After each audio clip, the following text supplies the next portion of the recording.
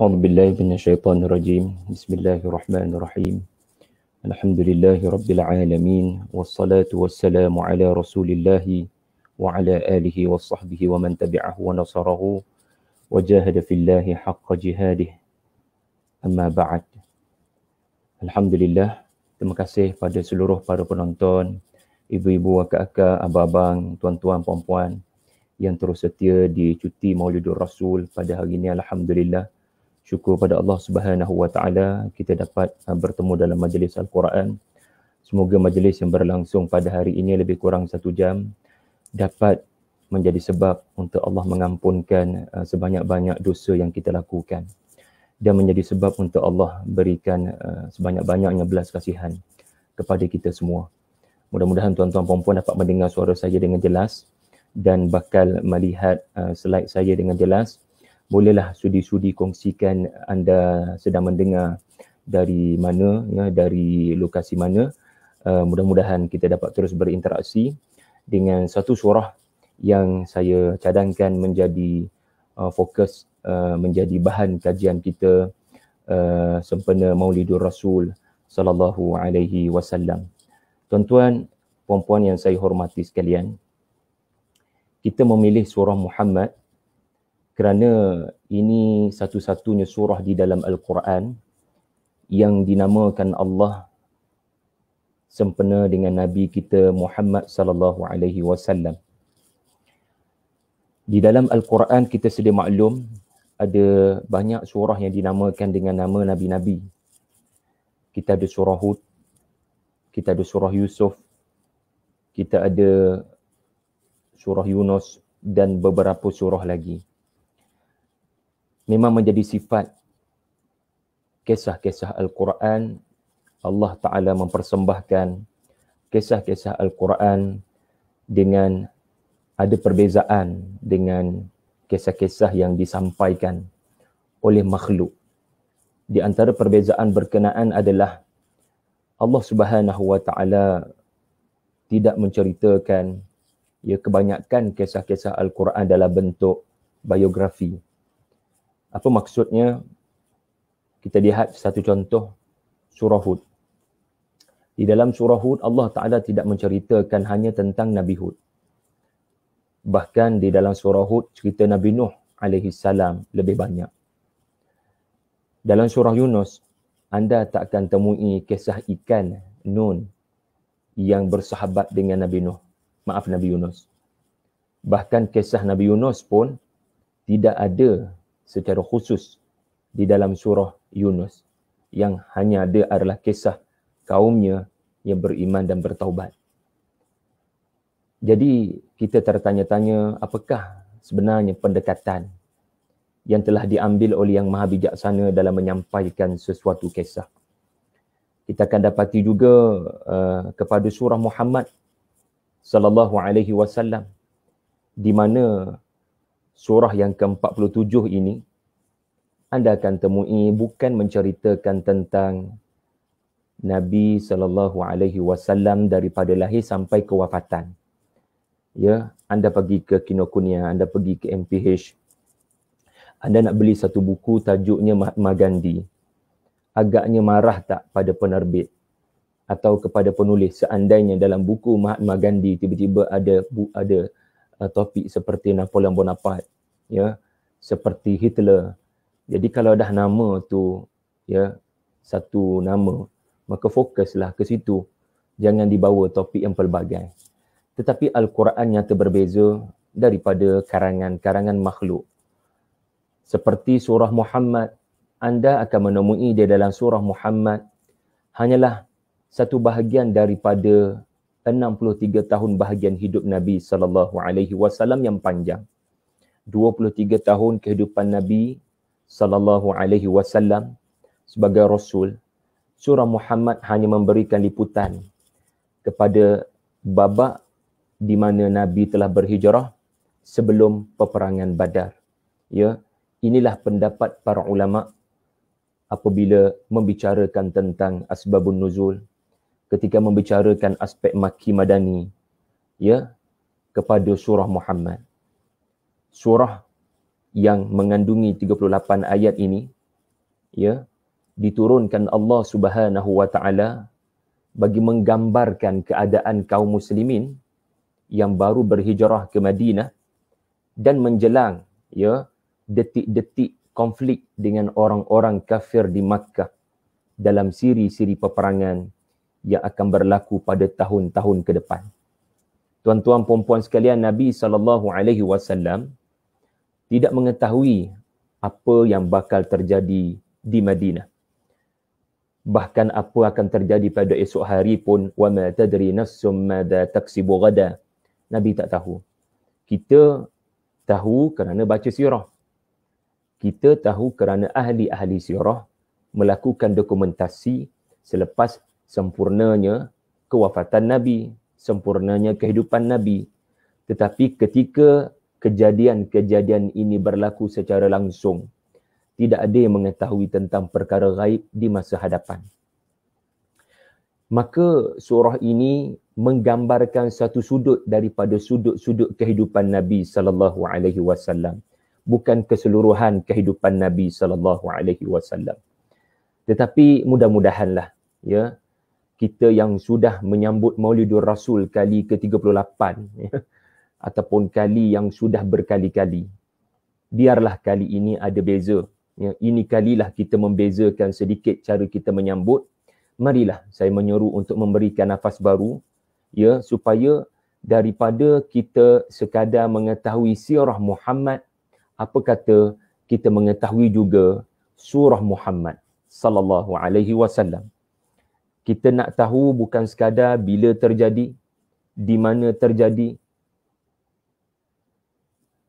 siapa terbabit, tetapi kita juga nak tahu bagaimana Allah memberikan pengajaran kepada apa yang terjadi, siapa yang terbabit, di mana terjadi.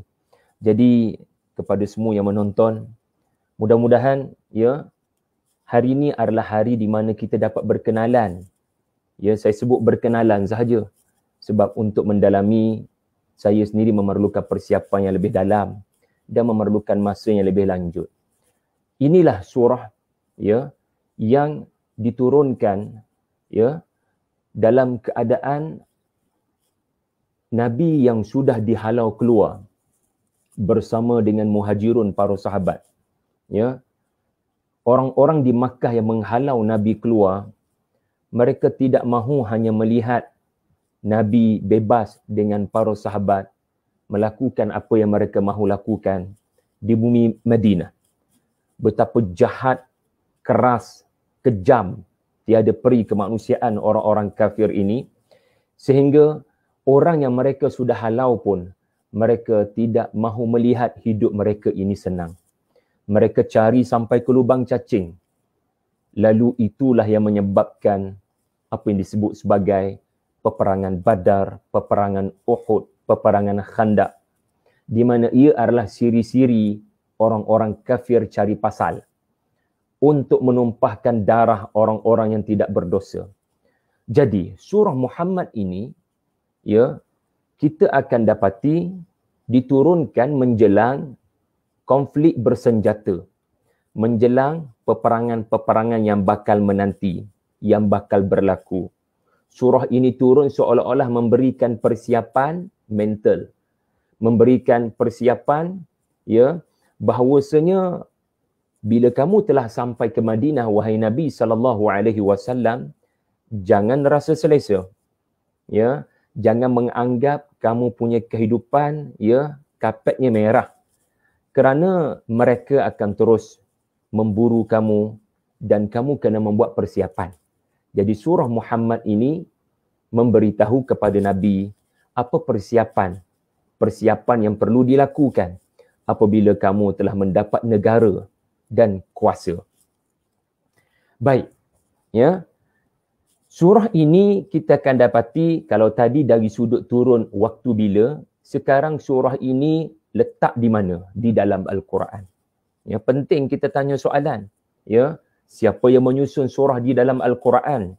Jawapannya, ya, Al-Khabir, Al-Alimul Khabir. Allah yang maha bijaksana. Dan Allah Ta'ala menjadikan di dalam Al-Quran ini, ya, tuan-tuan, puan-puan sekalian, adanya kumpulan surah yang disusun sama pembukaannya. Ini menarik. Anda akan dapati di dalam Al-Quran ada 7 surah yang Allah letak berhampiran, berjiran, berangkai, berantai. Tidak ada surah lain masuk di celah-celah surah-surah yang bermula dengan Hamim. Apakah surah-surah yang bermula dengan Hamim ini? Semua sedia maklum. Ia adalah surah Ghafir, surah Fussilat, suratul Syura, suratul Zukhruf, suratul Dukhan, suratul Jathiyah, suratul Ahqaf. Menariknya surah ini bukan sekadar disusun dengan berangkai, berjiran, bersebelahan, bahkan turun kepada Nabi SAW pun begitu. Inilah satu-satunya kumpulan surah di dalam Al-Quran min haitsu tertib wan nuzul, ya, tertibul mushaf dan tertibun nuzul sama menurut As-Suyuti dan ramai lagi para ulama. Hikmahnya, ya, itu yang dikaji oleh para ulama. Agaknya apa hikmah Allah Ta'ala meletakkan surah tentang peperangan, ya, surah Muhammad sallallahu alaihi wasallam. Kalau anda baca daripada awal hingga ke akhir, ternyata ia adalah cerita yang memberitahu tentang persiapan yang perlu dilakukan, iaitulah persiapan berperang. Apa fiqhul qital, apa pantang larang dalam peperangan. Dan paling penting, bagaimana nak ada kekuatan untuk berada di medan perang. Itulah surah Muhammad. Tetapi surah ini Allah Ta'ala menjadikan ia selepas 7 surah mula dengan Hamim. Surah Syura tambah lagi 3 huruf, Ain, Sin, Qaf. Agak-agaknya kenapa? Subhanallah. Sebab itulah, ya, kalau kita tak ada ilmu munasabah ni, ya, susah kita nak perjelaskan, ya, kepada orang yang salah faham tentang Nabi Muhammad sallallahu alaihi wasallam. Tidak sedikit, ya, orang-orang non-muslim, khususnya di barat, ya, khususnya di Perancis, yang punya tanggapan yang salah kepada batang tubuh Nabi sallallahu alaihi wasallam. Mereka beranggapan lelaki yang bernama Muhammad ini adalah lelaki yang militan, ma'adallah. Lelaki yang suka untuk mencetuskan, ya, ketegangan dan tak boleh nampak ada agama berbeza, melainkan akan dibunuh dan ditetak dengan pedang, ma'adallah. Itulah, ya, tuduhan, fitnah, ya, bukan baru berlaku. Itulah sejak daripada zaman dahulu. Sejak Nabi duduk di Mekah lagi dimaki begitu. Dengan pelbagai pertuduhan-pertuduhan yang kalau kita duduk kat tempat Nabi atau para sahabat pun belum tentu kita kuat untuk menghadap dengan sifir dan tuduhan konsisten yang dilakukan oleh musuh-musuh Islam. Jadi ada sebab Allah Ta'ala meletakkan suratul Qital, surah mengenai peperangan ini, selepas 7 surah yang bermula dengan Hamim. Kerana apa?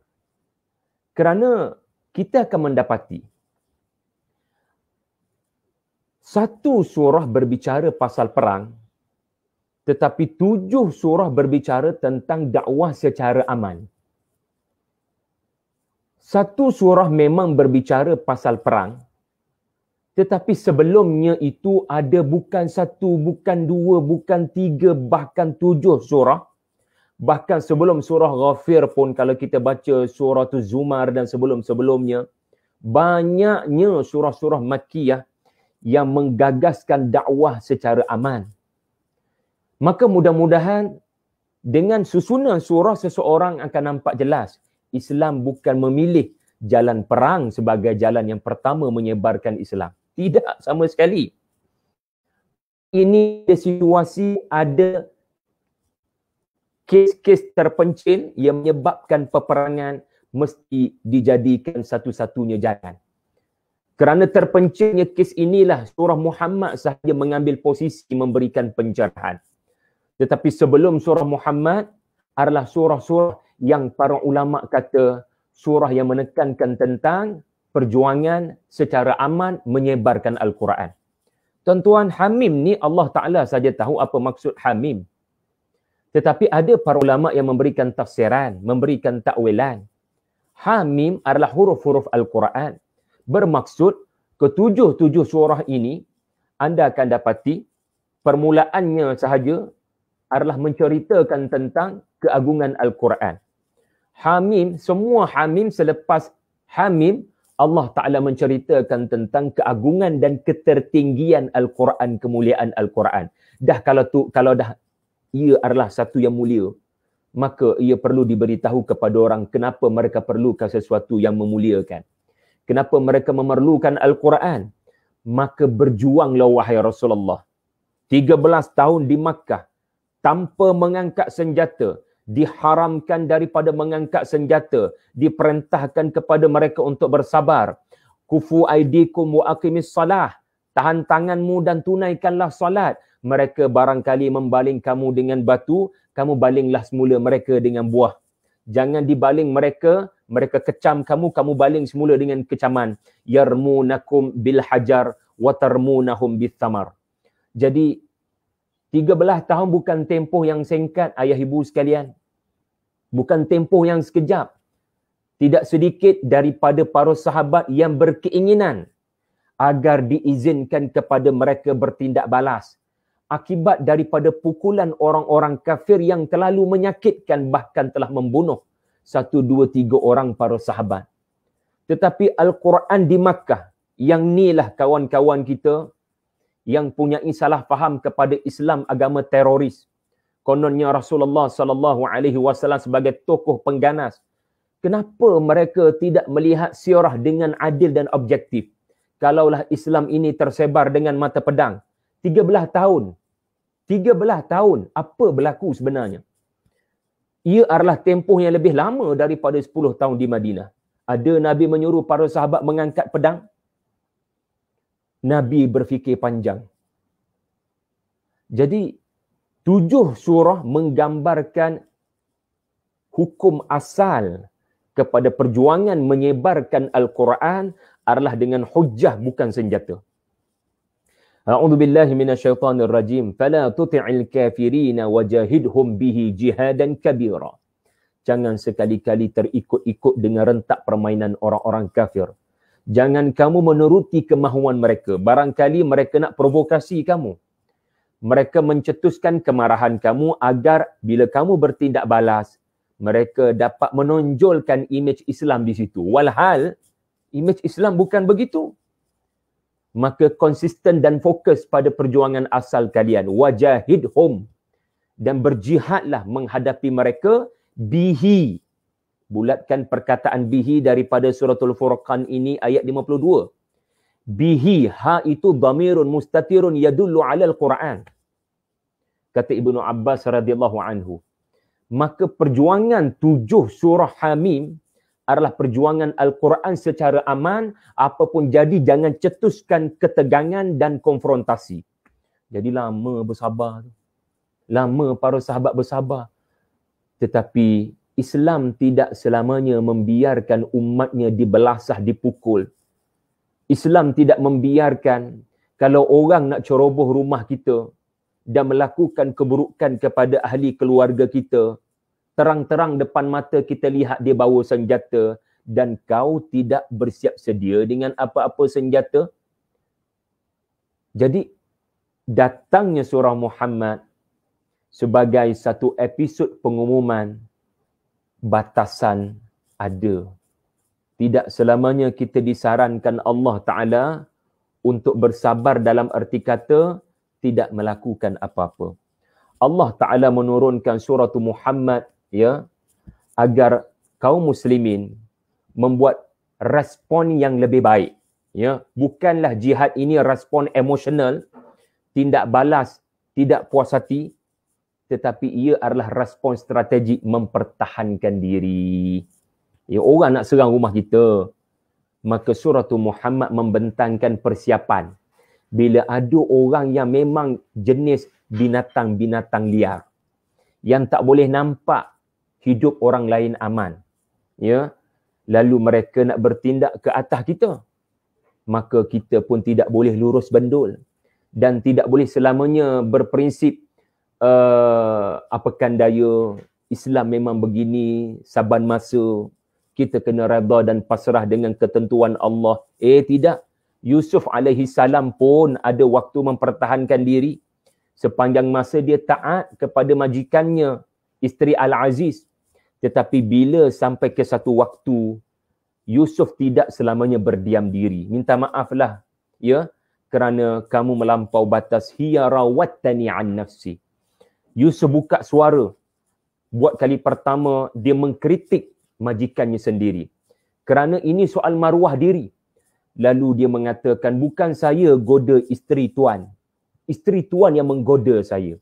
Jadi ada batas dalam kesabaran ini. Allah Ta'ala minta kita bersabar dengan cara seterusnya, iaitulah dengan bersiap sedia dengan misi jihad. Maka itulah antara sebab surah Muhammad diturunkan.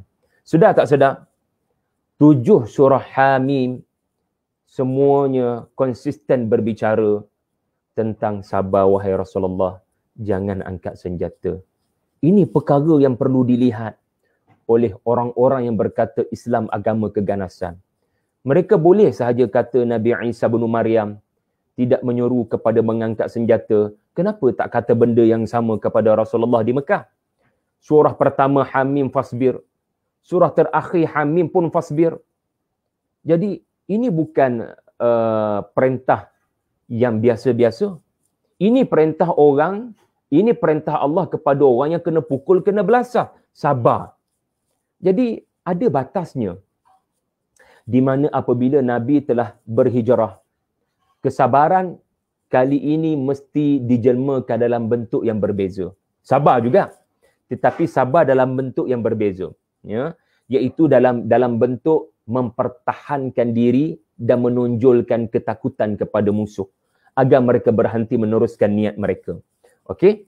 Jadi tuan-tuan puan-puan sekalian, terima kasih pada ramai sangat ni yang menonton pagi-pagi begini, ya, masya-Allah, bercuti-cuti, hampir masya-Allah hampir 650 orang. Terima kasih, ya, yang sudi berkongsi, ya, mendengar daripada pelbagai tempat. Barakallahu fikum ajma'in. Kalau ada soalan boleh ajukan di ruangan komen. Baik, kita ada lebih kurang 40 minit. Surah ini tidak menceritakan tentang sirah Muhammad. Tetapi, ini penting. Kita dah masuk kepada topik paling penting, iaitulah Ustaz, kenapa kita nak kenal surah Muhammad? Kerana surah ini akan menggambarkan pada anda lelaki yang bernama Muhammad sallallahu alaihi wasallam ini siapa. Orang yang membaca surah ini tetapi tidak menjenguk surah-surah sebelumnya, ataupun orang yang membaca surah ini tidak bermula daripada Bismillahirrahmanirrahim dengan nama Allah yang Maha Pengasih dan Maha Penyayang, dia boleh salah faham surah ini. Mana-mana surah kita baca, kita kena menghadirkan satu perasaan Allah sangat kasih, Allah sangat penyayang. Jadi bila sifat kasih sayang Allah, bagaimana nak bagi teli dengan surah berbicara pasal perang? Macam mana surah cerita pasal perang? Surah yang ayat 4-nya bercakap pasal fadar barriqab. Surah yang berbicara tentang penggal leher mereka. Tetapi bermula dengan Allah Maha Pengasih, Maha Penyayang. Macam mana tu?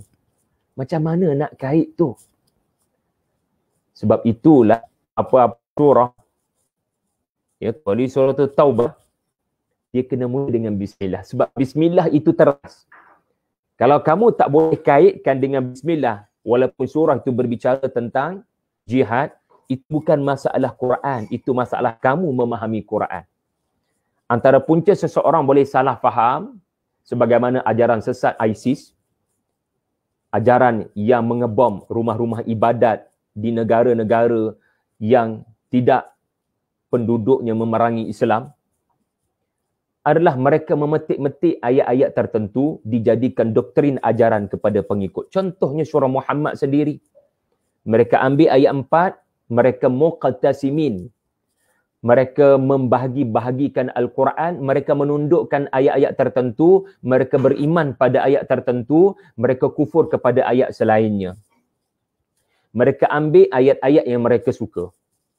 Ini tidak betul dalam kaedah memahami Al-Quran, kaedah pentafsiran Al-Quran. Kefahaman yang sejahtera bila kita mula daripada ayat 1 hingga ayat terakhir.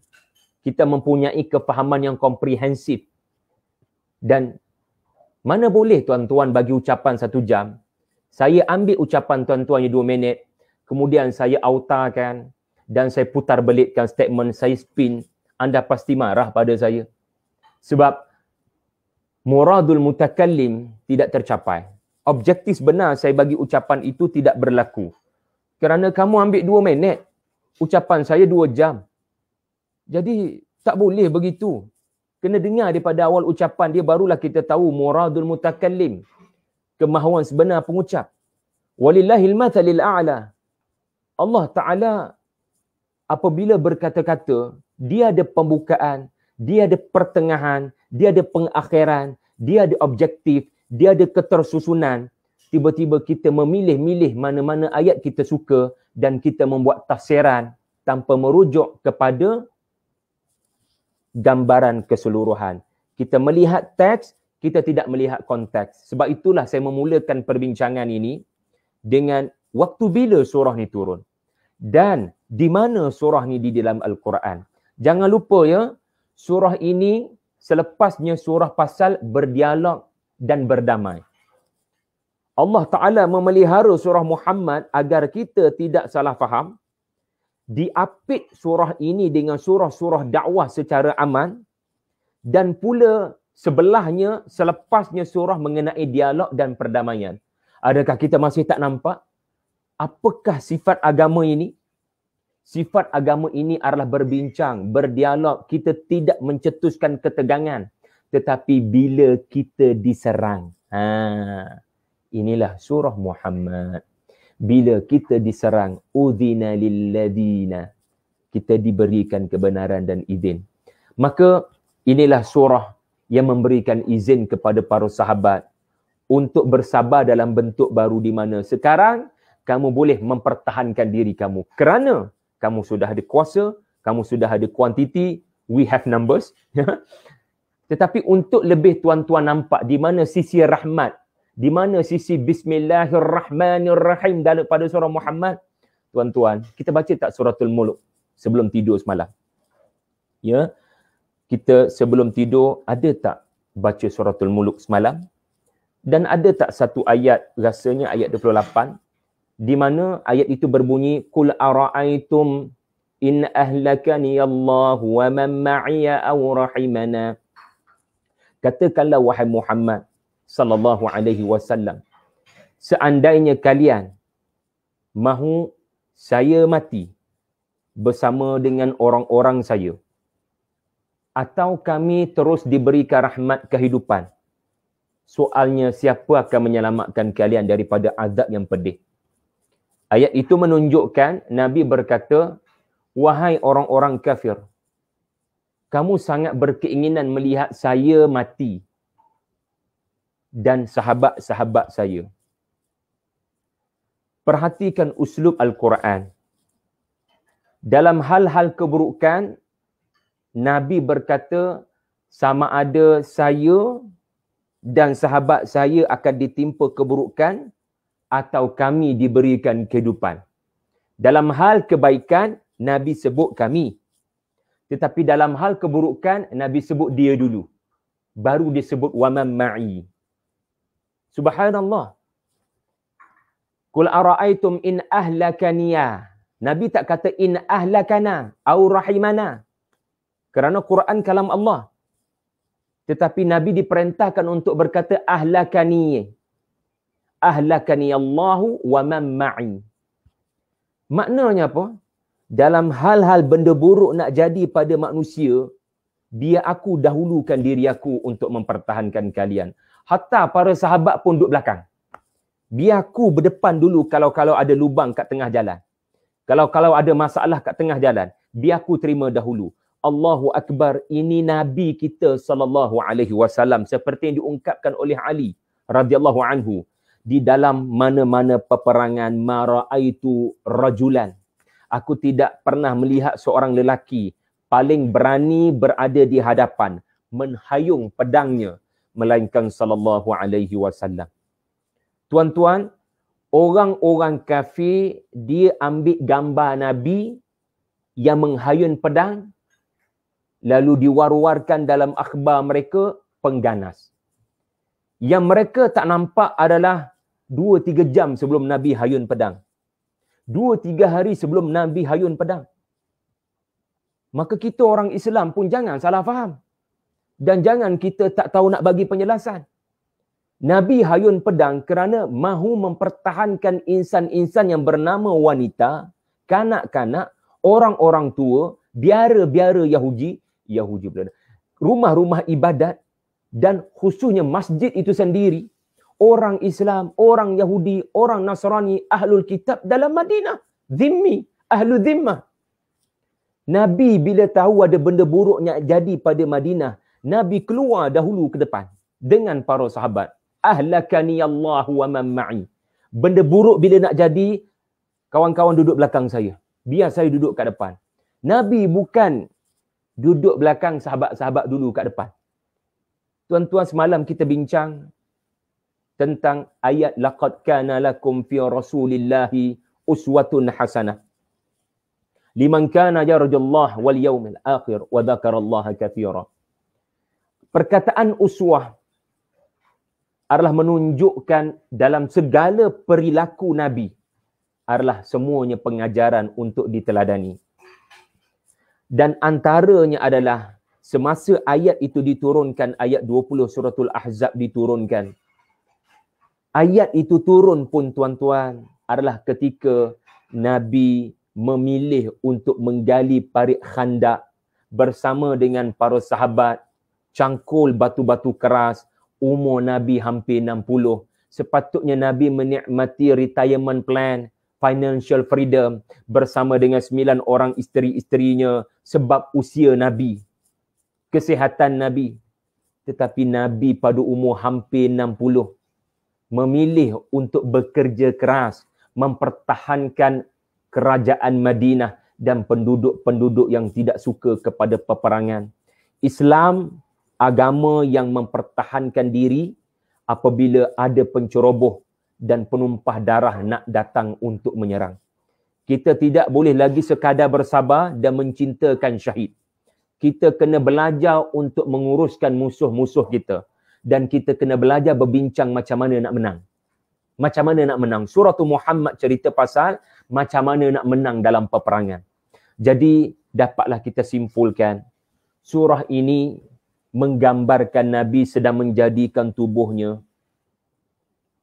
dan tubuh para sahabatnya sebagai tembok untuk jaga umat Islam daripada serangan Ya'juj Ma'juj, serangan orang-orang kafir. Zulkarnain membina tembok. Rasulullah menjadikan tubuhnya dan para sahabatnya tembok supaya tak ada apa-apa jadi kepada komuniti penduduk di Madinah. Allahu Akbar. Adakah kita nampak sisi ini, tuan-tuan? Saya tak mampu share banyak pasal surah Muhammad, tetapi kalau dibaca dari awal hingga akhir, ini antara tadabbur yang saya kongsikan daripada bacaan telaah saya kepada karya-karya seperti Fi Zilalil Quran dan beberapa karya lain. Kita anggap surah ni cerita pasal perang. Yang kita tak nampak adalah sebenarnya ia cerita pasal Nabiyul Malhamah. Nabi yang sanggup wa yu'thiruna ala anfusihim walau kana bihim khasasah. Nabi dan para sahabat yang sanggup untuk mendahulukan kepentingan orang lain berbanding kepentingan diri mereka sendiri. Seumpama Nabi Musa alaihi salam di Madian yang sampai ke Madian selepas 300 km lebih melarikan diri daripada buruan Firaun. Musa kehilangan nama baik. Musa kehilangan kehidupan istana. Musa kehilangan makanan minuman istana. Musa kehilangan keluarga. Musa kehilangan ibu, Harun, Maryam kakaknya. Musa kehilangan segala-galanya. Musa sampai di Madian. Musa memerlukan sekurang-kurangnya seteguk air, secawan minuman. Tetapi beliau mengutamakan kambing-kambing dua wanita Madian lebih daripada dirinya sendiri. Dia sepatutnya yang perlu diberikan air. Dia separuh mati sampai di Madian. 6, 7, 8 hari melarikan diri. Ya, terompah baginda, pecah-pecah kaki baginda berdarah. Tetapi dia tak boleh nampak ada orang lain dalam kesusahan walaupun ia adalah binatang. Dia mendahulukan hak binatang sebelum dirinya sendiri. Allahu Akbar. Inilah sikap dan teladan daripada nabi-nabi, termasuk Muhammad sallallahu alaihi wasallam. Did we get the point? Adakah kita nampak surah Muhammad ini cerita pasal apa? Cerita mengenai nabi mengutamakan umat. Ummati, ummati, ummati, dalam keadaan biar aku menjaga kamu daripada musuh-musuh yang mahu datang menyerang. Dari awal hingga akhir surah ini membawa suasana perang. Menarik apa yang diungkapkan oleh Said Qutb rahimahullah. Ya, beliau mengatakan, ya, kalau anda membaca surah ini, setiap ayatnya diselubungi suasana dan keadaan perang. Bunyi akhir setiap ayat berdentam-dentum. Ya, terjemahan Datuk Yusof Zaki. Bukan mudah nak menterjemah ayat-ayat Said Qutb rahimahullah ini. Mudah-mudahan dikurniakan syahid. Bunyi setiap ayat berdentam-dentum. Sejak daripada permulaan seolah-olah bunyi letupan bom. Ya, ia adalah seperti, ya, kalimah-kalimah yang anda tengok Quran sekarang, kalau boleh ada Quran muka surat 507, ya, iaitulah surah Muhammad. Ya, Said Qutb kata setiap ayatnya kalau kita boleh lihat dari sudut rezim dia memang kelihatan bunyi bom. Wallahu alam lah, ini pendapat beliau. A'malahum balahum amsalahum a'malahum balahum arrafaha lahum aqdamakum a'malahum a'malahum mathwallahum nasiralahum hum wallahu alam. Dan apabila bunyinya perlahan, maka ia seolah-olah bunyi libasan mata pedang di udara. Ya, seperti auzaraha amthalaha akfaluha wallahu alam. Seolah-olah, ya, kata para ulama kita ini, ya, pendapat-pendapat mereka, anda sedang dibawa pergi kepada akademi ketenteraan. Anak-anak kita, ya, bila baca Quran, dia kena faham satu perkara. Papa mama dia pun kena faham satu perkara. Ya, Al-Quran ini ada pelbagai surah dengan cita rasa yang berbeza-beza.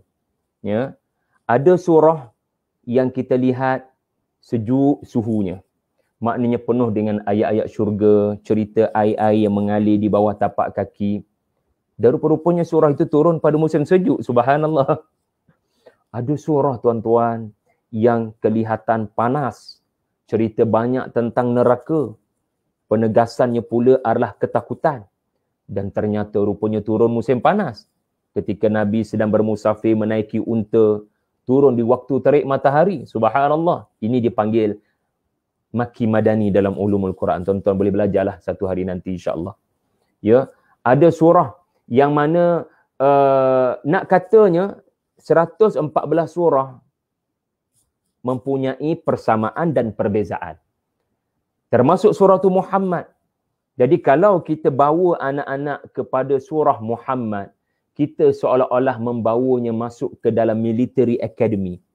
Kita sedang mendengar ucapan, seolah-olah ucapan komander kepada bala tentera menjelang peperangan tercetus.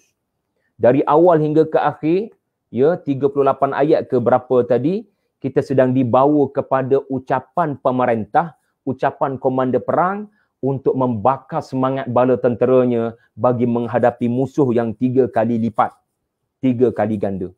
Inilah surah Muhammad.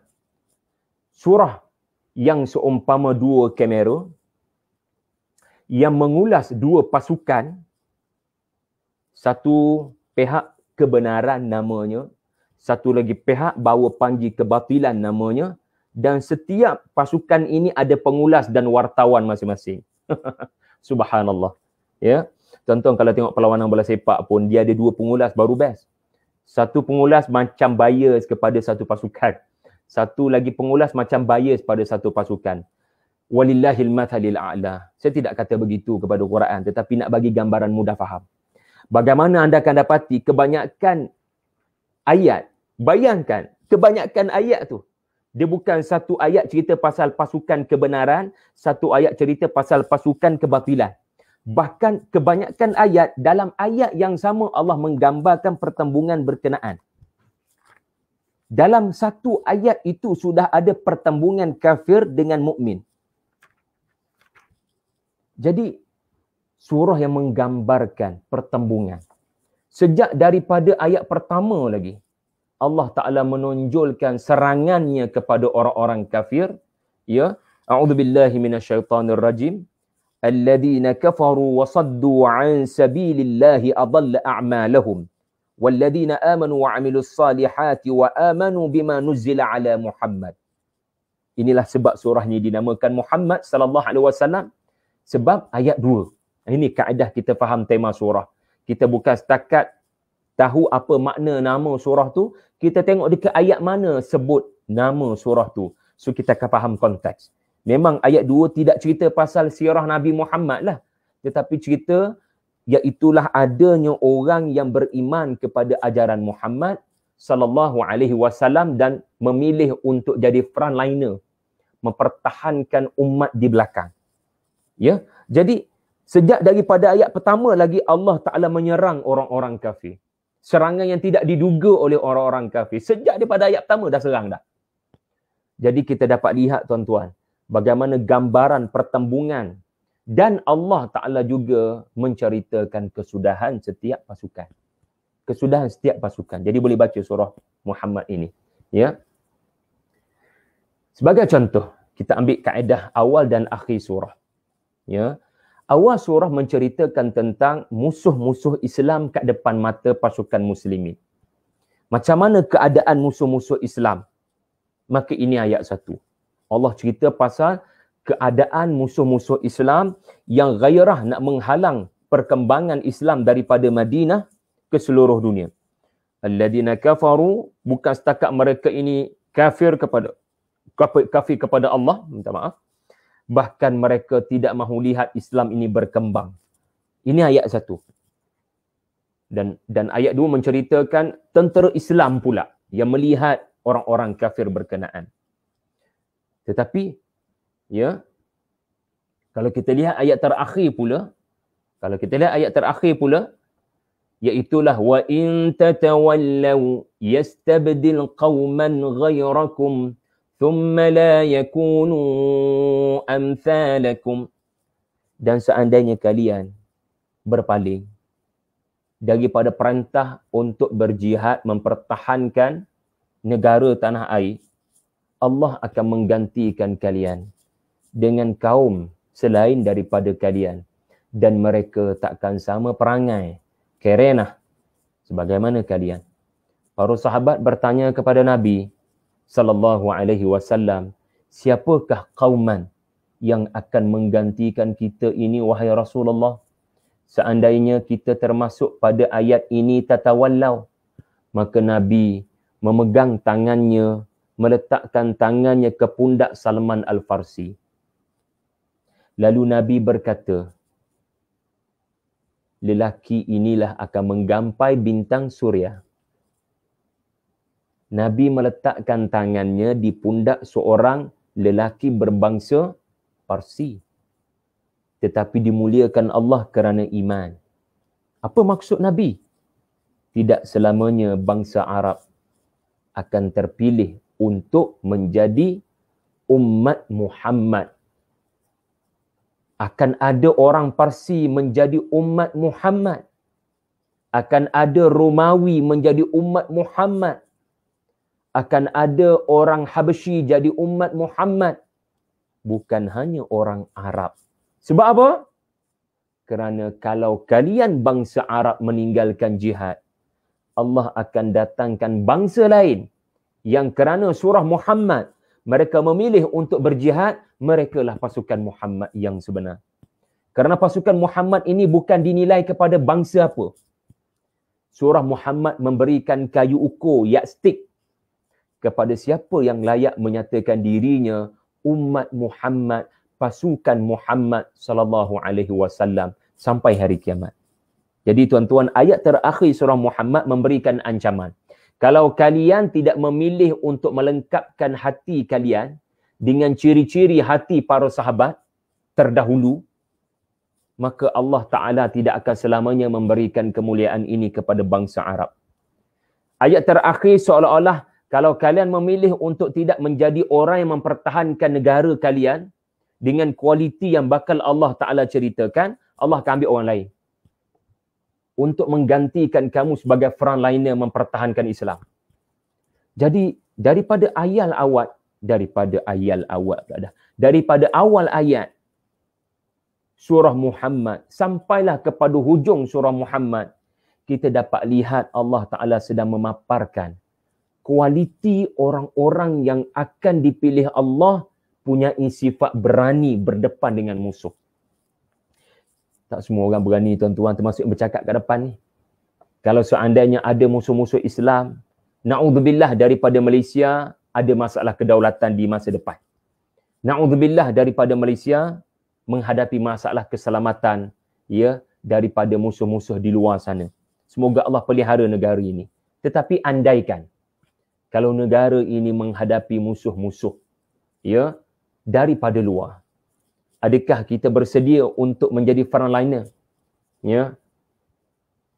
Semoga Allah menjadikan kita dengan asbab surah Muhammad, kita ada kekuatan untuk memilih ya sanggup mati demi anak, cucu, cicit, 7 keturunan ke depan dapat kehidupan dan kemuliaan. Ya, sebab kalau kita belajar daripada sunnah ya pertembungan kebenaran dan kebatilan tuan-puan, pakcik-makcik semua. Ya. Bila pasukan mukmin memilih sanggup mati, Allah beri kehidupan. Tetapi sebaliknya orang kafir memilih untuk hidup, Allah timpakan kematian. Kalau kamu berperang sebagai orang yang cintakan kematian, kerana cintakan pertemuan dengan Allah, qala alladhina yadhunnuna annahum mulaqullah kam min fi'atin qalilatin ghalabat fi'atan kathiratan biidznillah. Bila kamu memilih kehidupan akhirat dan sanggup memilih kematian sebagai pintu gerbang menuju kehidupan selepas kematian, maka Allah kurniakan kehidupan kepada tentera Talut. Walaupun sedikit, Allah berikan kehidupan pada tentera Badar. Walaupun 313 berhadapan dengan 3 kali lipat. Tetapi bila manusia berperang untuk tujuan nak hidup lebih lama di dunia, khuldi, buah khuldi, akhlada ilal ard, nak hidup lebih lama, maka Allah Ta'ala ya menimpakan kematian. Jadi surah Muhammad, tuan-tuan, membangkitkan rasa cinta kepada hari akhirat supaya kamu bersiap sedia menjadi frontliner. Macam mana nak jadi frontliner kalau tak berani mati? Ya, kalau tak sanggup untuk mendapat pahala syahid demi mengutamakan orang lain. Ya, sembanglah dengan doktor kita, dengan jururawat kita yang hari ini sedang berperang dengan COVID-19. Kita duduk di rumah sahaja tuan-tuan, sedangkan frontliner ini berjuang di medan. Mereka mempertaruhkan nyawa mereka menghadapi musuh yang tidak kelihatan. Tetapi dahulu musuhnya kelihatan. Dan frontliner yang berani ini adalah para sahabat. Semoga Allah bagi ganjaran juga kepada frontliners kita yang sedang berperang ya dengan musibah COVID-19 ini tuan-tuan. Ya. Apa kekuatan mereka untuk berhadapan dengan musuh ini? Jadi marilah ya kita beritahu antara yang boleh menguatkan kita adalah surah Muhammad. Ya, apa yang aku buat ni adalah kerja memelihara umat Nabi Muhammad. Moga Allah kurniakan ganjaran yang besar sebagaimana Allah kurniakan ganjaran kepada para mujahidin pada zaman Nabi SAW. Baiklah. Sekarang ya, kita lihat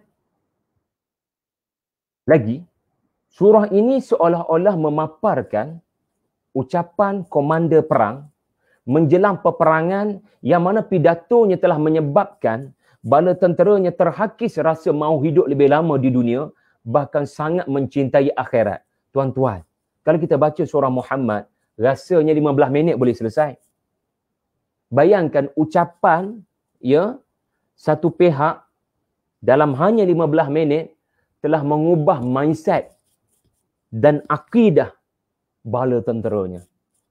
Sebelum daripada ucapan itu dibuat, mereka mengatakan di hadapan kita, la taqata lana al-yawma li Jalut wa junud.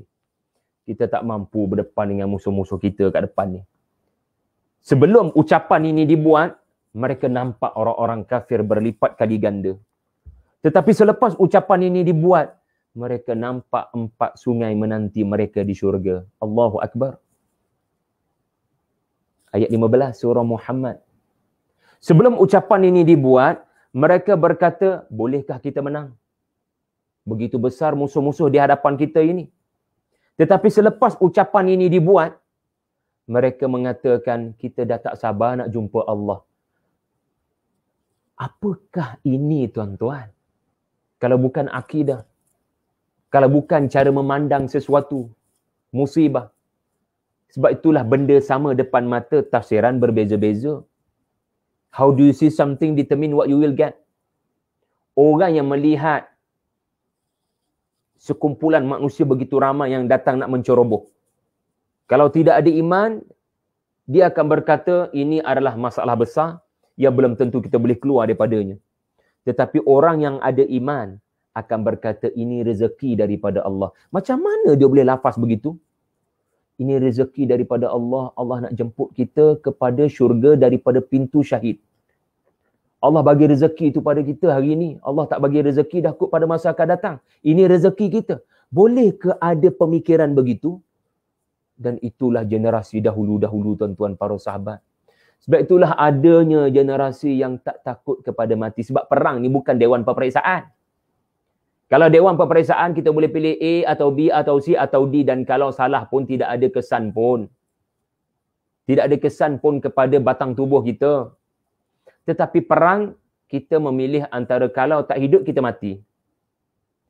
Jadi bagaimana surah Muhammad yang 15 minit kita boleh baca mengubah cara kita memandang musibah kat depan mata. Mengubah cara kita memandang musuh-musuh Islam di hadapan mata kita. Macam mana surah Muhammad menyebabkan para sahabat menganggap di hadapan mereka adalah jemputan, surat jemputan ke syurga dengan 4 sungai mengalir. Jadi subhanallah. Barangkali tuan-tuan, inilah ucapan rasmi Nabi SAW setiap kali sebelum peperangan berlaku mempertahankan diri daripada orang-orang kafir. Barangkali surah Muhammad inilah yang menjadi ucapan rasmi Rasulullah membacakan ayat-ayat Allah lebih kurang 38 ayat setiap kali sebelum peperangan terjadi untuk memberitahu para sahabat kita bukan dalam kesusahan, kita dipilih Allah untuk menerima rezeki Tuhan. Iaitulah jemputan ke syurga Allah. Dan bila anda bercita-cita untuk mendapat kehidupan yang kekal abadi, Allah berikan anda kehidupan di dunia. Subhanallah. Okey? Inilah rahsia kaum muslimin diberikan kemenangan dan kegemilangan. Okey? Kapal terbang kertas sedang watching bersama, masya-Allah ya. Ada yang sedang naik kapal terbang tu ya bersama kita. Terima kasih pada yang memberikan komen, Rafidah Siddiq, ramai masya-Allah. Subhanallah ya. Sudah hampir 700 lebih menonton pada pagi-pagi ini. Semoga Allah bagi barakah, Allah Ta'ala bagi maghfirah kepada semua yang menonton. Ya, yang memilih saluran TV Al-Hijrah pula dah. Yang memilih saluran Tadabbur Center pada pagi ini. Okey, kita teruskan sedikit lagi. Dalam tempoh berbaki, kita lajak sedikit 10 minit. Ya, insya-Allah walaupun sudah tamat sebenarnya waktu kita, kita lajak lebih kurang 10 hingga 15 minit insya-Allah. Untuk faham tema surah ni. Untuk faham surah ni cerita pasal apa. Okey, sebagaimana saya kata tadi, surah ini menyebabkan seseorang cintakan akhirat lebih daripada dunia. Surah ini tuan-tuan, tahu kan ada perkataan tadabbur yang menyebabkan kami berjuang mewujudkan tadabbur center pun kerana ayat itu dalam surah Muhammad. Bukan sebab nak berperang, tidak. Tetapi kita nak ajar masyarakat kita, bila kita kata kita tadabbur, apa kayu ukur kita tadabbur? A'udzubillahi minasyaitanirrajim. Bismillahirrahmanirrahim. Afala yatadabbaruna al-Qur'an am 'ala qulubin aqfaluha. Surah Muhammad ayat 24. Itulah slogan orang-orang yang melakukan tadabbur. Adakah mereka tidak melakukan tadabbur kepada Al-Quran atau hati mereka terkunci? Maka soalan muncul, Ustaz, saya ni dah tadabbur kan? Sebab saya dah faham ayat tu, Alhamdulillah. Dan saya tahu aplikasi ayat tu dalam kehidupan saya. Saya dah tadabbur kan Ustaz? Belum. Kalau sekadar memahami, ia belum tadabbur. Jadi, tadabbur tu apa Ustaz? Tengok ayat pasal tadabbur dekat surah mana? Surah Muhammad. Allah kaitkan dengan hati yang terkunci. Maknanya tadabbur ini adalah dia merelakan hatinya terbuka dan dimasuki cahaya surah Muhammad. Ya, Nur Muhammad. Surah Muhammad masuk sebagai cahaya ke dalam hatinya. Maka tadabbur pada ayat itu bermaksud kesan surah Muhammad itulah kayu ukuran yardstick kepada tadabbur. Apa dia? Dalam bahasa mudahnya, tadabbur adalah anda semakin bertambah keinginan untuk hidup di akhirat dan semakin terhakis untuk hidup lebih lama di dunia. Maksudnya apa? Anda tidak bercita-cita untuk lebih banyak angan-angan. Kerana kita belajar daripada surah Muhammad ini, antara yang selalu menimbulkan angan-angan kosong kepada orang-orang kafir adalah syaitan. Wal'iyadu billah. Wa amla lahum. Ya, ayat keberapa saya cuba cari sebentar. Selalu memberikan angan-angan kosong. Ya, selalu memberikan cita-cita kosong, sedangkan kematian boleh datang pada bila-bila masa. Ya. Baik. Tak apalah tuan-tuan cari. Wa amla lahum. Syaitan memberikan cita-cita hidup lebih lama. Jadi tadabbur ini, ya, dia bukan kita boleh kata dengan mudah pada orang lain saya sudah tadabbur. Orang yang benar-benar tadabbur adalah dia merasakan, ya, Al-Quran sedang mencabut keinginannya kepada keduniaan dan sedang membawanya kepada kenikmatan negara akhirat. Kerana itulah destinasi kita yang sebenar. Ramai orang tahu pasal akhirat tapi tidak mahu ke akhirat. Jadi macam mana nak ada kekuatan ini? Maka belajar cara tadabbur dengan surah Muhammad yang menyebut tentang perkataan tadabbur pada ayat 24 tadi. Baiklah, antara cara Allah Ta'ala membangkitkan rasa rindu kepada akhirat. Perhatikan beberapa ayat. Kita ambil contoh beberapa ayat sahaja. Ya, yang mana kalau kita tadabbur ayat-ayat ini, pasti kita merasakan Allah, enaknya kehidupan di sana, lazatnya kehidupan di sana. Al-Quran benar dalam bicaranya. Sebagai contoh, anda dapati dalam Al-Quran banyak berbicara tentang syurga yang air sungai mengalir di bawahnya, bukan? Banyak dalam Quran Allah menceritakan syurga yang air mengalir di bawah tapak kaki mereka.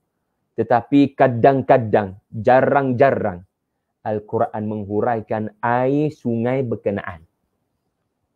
Inilah surah Muhammad yang memperincikan sungai itu bukan satu jenis tau. Sungai itu ada 4 jenis tau. Yang pertama, anharun mimma'in ghairi asin. Air yang tidak berubah baunya. Air sungai yang fresh. Lebih fresh daripada kowe dan kuku. Yang mana kekal. Fresh itu. Sebab bila air ni bertakung tuan-tuan di satu tempat untuk tempoh yang lama, dia akan berbau bukan? Tetapi itu cerita air di dunia, bukan air di syurga. Yang kedua adalah sungai daripada susu yang tidak berubah rasanya. Dia tidak ada expired date. Dia tidak ada istilah basi. Basi ni adalah sifat yang haram dalam syurga. Bosan adalah sifat yang diharamkan dalam syurga. Sifat-sifat ini tak boleh masuk dalam syurga. Sifat basi, sifat busuk, sifat bosan. Ada 3B yang tak dibenarkan masuk ke dalam syurga. Basi, busuk, bosan. Dan itulah yang berlaku kepada air-air minuman. Mewahnya ahli-ahli syurga, mereka bukan sekadar dipaparkan minum air daripada cawan, ka'sim ma'in. Tetapi daripada sumber air itu sendiri, Allah paparkan menjadi milik ahli syurga. Yang ketiga adalah air sungai daripada arak. Ladzatin lisyaribin, yang menimbulkan kelazatan kepada peminum-peminumnya, dan bukan sebaliknya memabukkan dan merosakkan akal. Arak di dunia diharamkan Allah kerana ia bersifat merosakkan akal. Tetapi akhirat tidak begitu sifat araknya. Araknya adalah arak yang sangat baik. Buah-buah anggur yang diperah menghasilkan kualiti minuman arak yang bagus. Sampai menimbulkan kelazatan dan bukan menimbulkan ketidakwarasan fikiran. Dan adanya air sungai, bukan air ni, bukan jak air, bukan telaga air. Sungai yang mengalir adalah madu. Musaffan, yang tersaring, yang terpilih, tidak bercampur aduk dengan perkara-perkara lain. Allahu Akbar. Allah mencipta syurga, dia menerangkan syurga. Siapa lagi lebih layak bercakap pasal syurga melainkan pencipta syurga? Kalau kita masih tak nampak syurga, ayat 15, itu bukan masalah ayat tu. Itu masalah kita yang tidak memahami dengan mendalam ayat berkenaan. Apa tujuan ayat-ayat ni? Tujuan ayat-ayat ni adalah untuk mencabut keinginan kamu kepada keduniaan dan membawa kamu kepada akhirat.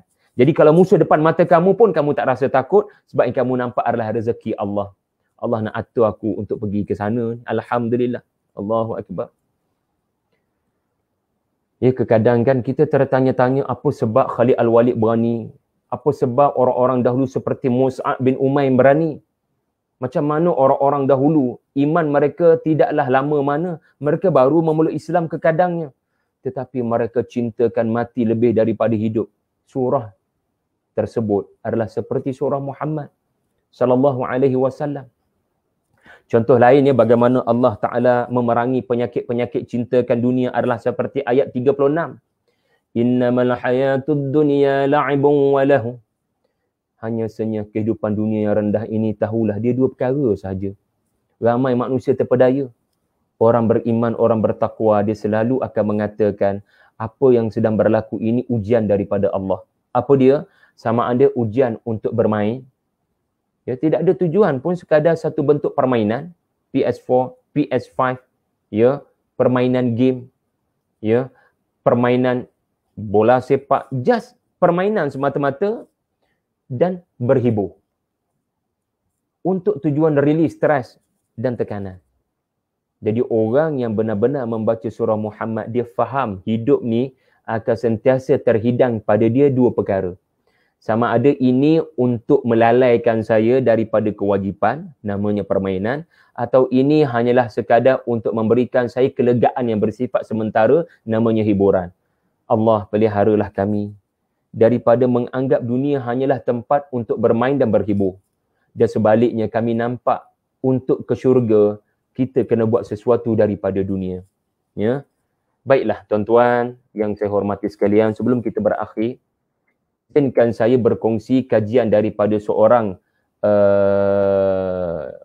pensyarah, seorang ahli akademik daripada mana ya? Saya cuba rujuk sekejap sebab semalam ada orang tanya, ini anak beranak Hasan Al-Banna ke? Tidak, dia bukan anak beranak Hasan Al-Banna. Dr. Fuad Al-Banna ini ia adalah seorang ulama tafsir dan juga profesor dalam bidang thaqafah Islamiyah di University Khartoum, Sudan. Ya, Khartoum, Sudan ni. Jauh ni. Jadi bukan ada kaitan dengan Mesir lah. Jadi beliau mendapati, ini pendapat para ulama, ya, ini tadabbur para ulama. Ya, setiap ulama akan menemui sesuatu yang berbeza-beza berdasarkan zaman dia orang hidup. Jadi beliau mengatakan, ya, surah Muhammad bukan sekadar surah perang tau. Surah Muhammad surah yang membina peradaban. Tuan-tuan kalau tanam pokok, takkan tak tanam pagar.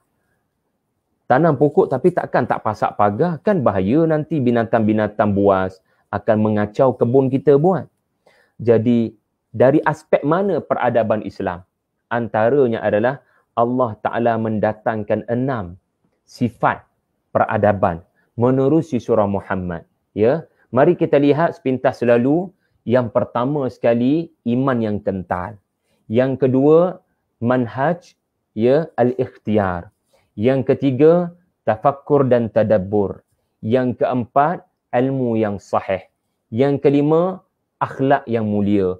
Yang keenam, konsep jihad. Kita akan dapati surah Muhammad memberi penekanan kepada pasukan Muhammad sampai hari kiamat. Mesti belajar daripada pasukan Muhammad, yakni para sahabat.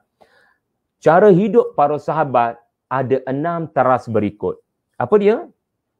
Yang pertama sekali, iman dan muraqabatullah. Apa maksud muraqabatullah? Setiap detik mereka tahu Allah tahu. Setiap saat mereka tahu Allah melihat. Lihat ya, ayat 19, ayat 30, ayat 26. Banyak ayat-ayat Quran dalam surah Muhammad menyebut wallahu ya'lam, wallahu ya'lam, wallahu ya'lam. Jadi ciri pasukan Muhammad adalah di mana juga saya berada, dengan siapa pun saya bersembang, pada waktu bila pun saya bercakap, Allah mengetahui. Allah akan memaparkan pengetahuan itu suatu hari nanti. Jadi lihat ya, takwa pasukan Muhammad. Yang kedua, kita dapat lihat manhaj Zulkarnain. Tu dia. Apa dia? Manhaj fa'atba'a sababa. Manhaj yang memberikan perhatian kepada berikhtiar, berstrategi, jangan lurus bendul, jangan tawakal membuta tuli, jangan berdoa sahaja. Ini berdasarkan beberapa ayat seperti berikut. فَإِذَا لَقِيتُمُ الَّذِينَ كَفَرُوا فَضَرَبَ الرِّقَابِ. Dan apabila kamu bertemu dengan orang-orang kafir. Kalau kamu bertemu dengan orang-orang kafir, seandainya kamu bertemu dengan orang-orang kafir, maksudnya bukan orang Islam cari pasal, orang kafir cari pasal. Jadi kalau kamu bertemu dengan mereka, maka kerana mereka yang datang menyerang, kamu mesti bersiap sedia untuk memenggal leher mereka. Kerana mereka datang dengan niat untuk membunuh kamu, maka kamu kena bersiap sedia untuk membunuh mereka. Ya, tetapi kita jangan tekstur dengan Quran ini. Ada hadis-hadis yang menghuraikan adab-adab jihad. Ada fiqhul jihad, karangan Al-Allamah Al-Qaradawi, kita kena baca. Supaya kita faham Nabi menghuraikan ayat-ayat Allah. Jangan kita tak ambil tahu. Jangan Quraniyun, tetapi tidak mengambil kira apa sunnah huraikan. Jadi, dalam asas kepada ayat ini, bila kamu berhadapan, bertembung dengan orang-orang kafir yang menyerang, kamu jangan tadah diri kamu kepada kebinasaan. Kamu kena ada pedang. Fadarbar riqab, macam mana nak buat kalau tak ada pedang? Dan untuk ada pedang, kamu kena ada besi. Untuk ada besi, kamu kena ada kekuatan harta untuk membeli besi, mendapatkan besi-besi. Dan untuk membina pedang, tuan-tuan pergi ke Topkapi Istanbul punya muzium. Rasulullah SAW ada pelbagai jenis pedang, ada pelbagai saiz pedang. Pedang itu sendiri ada nama-namanya, ada tujuannya. Perang ini kita guna pedang ni. Perang itu kita guna pedang itu. Pedang sahaja untuk membinanya memerlukan pengetahuan yang rapi. Jadi nak katanya jangan kamu hanya berdoa untuk menghadapi musuh-musuh Islam. Kamu kena ada al-hadid. Kamu kena ada senjata. Untuk menang dalam peperangan, kamu kena ada senjata. Dan menarik ayat ini menyebut, dzalika walau yasha'ullahu lantasara minhum. Allah Ta'ala boleh menangkan Islam tanpa kamu, wahai pasukan Islam. Janganlah kamu faham bila pasukan kamu perlu cari pedang untuk berhadapan dengan musuh-musuh Islam waktu itu menunjukkan aku perlukan kamu. Tidak, Allah tak perlukan kamu. Allah boleh musnahkan secara cash. Allah Ta'ala boleh musnahkan secara direct musuh-musuh Islam sebagaimana menimpa kaum Nuh, kaum Hud, kaum Saleh alaihimus salatu wassalam. Sebagaimana kaum-kaum terdahulu Allah musnahkan direct tanpa peranan tangan-tangan kaum beriman. Tetapi istimewa kepada umat Muhammad, dan surah ini nama surah Muhammad, tentang umat Muhammad. Allah berkehendak untuk beri syurga yang tertinggi, maka harga yang perlu dibayar juga mahal. Mana Allah Ta'ala beri syurga tertinggi dengan goyang kaki, and then tunggu pertolongan Allah. Walakin liyabluwa ba'dakum bi ba'd. Allah Ta'ala menguji sesama kamu. Siapa yang memilih untuk berjihad, siapa yang memilih untuk tidak berjihad.